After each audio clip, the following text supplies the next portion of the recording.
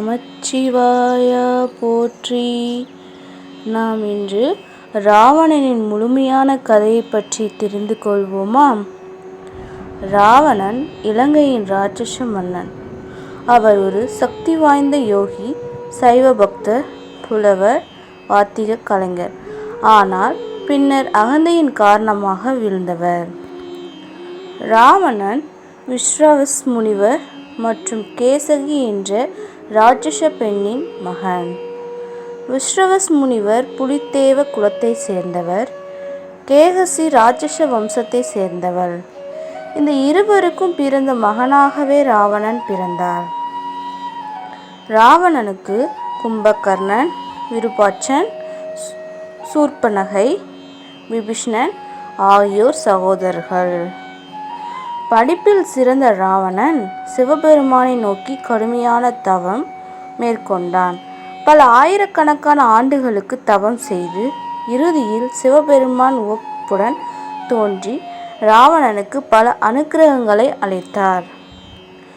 ராவணனுக்கு பல தேவாதிகள் எதிர்த்தாலும் அவரை யாரும் எளிதில் வெல்ல முடியாத பாதுகாப்பு சக்தியும் கிடைத்தது. சிவபெருமானிடம் இருந்து சிவதண்டம் என்னும் வலிமையான ஆயுதத்தையும் பெற்றான். அதனால் ராவணன் மிகவும் வெற்றி கொண்டும் உலகை ஆட்சி செய்யும் ஆசையுடன் மாறினான். அவனுடைய சக்தியை கொண்டு ராவணன் இலங்கையை கைப்பற்றி ராட்சசர்களை ஒருங்கிணைத்து ஒரு பெரிய பேரரசை உருவாக்கினான். இலங்கை நகரத்தை விஸ்வகர்மா வடிவமைத்ததாக கூறப்படுகிறது. அரசனாக மட்டுமல்லாமல் கலை, இசை, சாஸ்திரம் ஆகியவற்றிலும் தேர்ந்தவன். ராவணனுக்கு 10 தலையும் 20 கைகளும் இருந்தன என்பது ஒரு அடையாளமாகவே குறிப்பிடப்படுகிறது. அறிவு, வலிமை, சக்தி ஆகியவற்றின் திரட்டாக. ராவணனின் வீழ்ச்சி அந்த அகந்தையின் தொடங்குகிறது. சூர்பனகையின் மரியாதையை காப்பாற்ற வேண்டுமென்று எண்ணத்தில் ராமனை துன்புறுத்த சீதையை கடத்துவதாக முடிவெடுக்கிறான். மாயமாய் மாறி மாரீசனை தங்கமான மானாக மாற்றி சீதை கவனத்தை திருப்ப செய்கிறான்.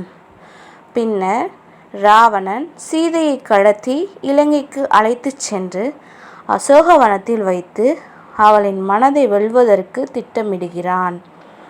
ஆனால் சீதை ஒருபோதும் அசைக்கப்படவில்லை. இப்போது ராமன், லட்சுமணன், ஹனுமான் மற்றும் வானர சேனையுடன் இலங்கைக்கு சென்று ராவணனுடன் போரிட்டு வெற்றி பெறுகிறார். இந்த போரில் ராவணன் தன் மகன் இந்திரஜித்தை இழக்கிறான். அவனது சகோதர கும்பகர்ணனும் போரில் வீழ்கிறான். இறுதியில் விபீஷணன் ராமனின் பக்கம் வந்து ராவணனின் பலத்தை உடைக்க உதவுகிறார். இறுதியாக ராமனிடம் ராவணன் போரில் வீழ்கிறான். மனிதனாக பிறந்த ராமன் மூலம் வீழ்கிறதன் மூலம் ராவணனின் அகந்தை முற்றிலும் அழிக்கப்படுகிறது.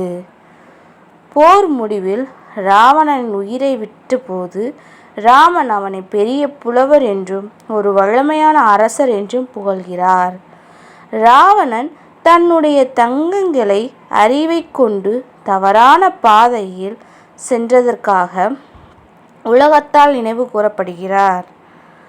சில புராணங்களில் ராவணன் சைவத்தின் மிகப்பெரிய பக்தராகவும் ராவண ஸ்தோத்திரம் என்ற சிவனுக்கு அர்ப்பணிக்கப்பட்ட புகழ்பெற்ற ஸ்துதியை எழுதியவராகவும் கூறப்படுகிறது. ராவணன் ஒரு தீயவன் அல்ல, தவறான முடிவுகள் எடுத்தவன்தான். அதனால்தான் அவர் கதையை தீர்க்க பார்வையுடன் புரிந்து கொள்ள வேண்டும். ராவணன் ஒரு முழுமையான மனிதராகவே உள்ளார். பக்தி, அறிவு, சக்தி, பண்பு, பின் அகந்தை, பிழை, வீழ்ச்சி என்ற மனித வாழ்க்கையில் முழுமையான வடிவம் ராவணன்.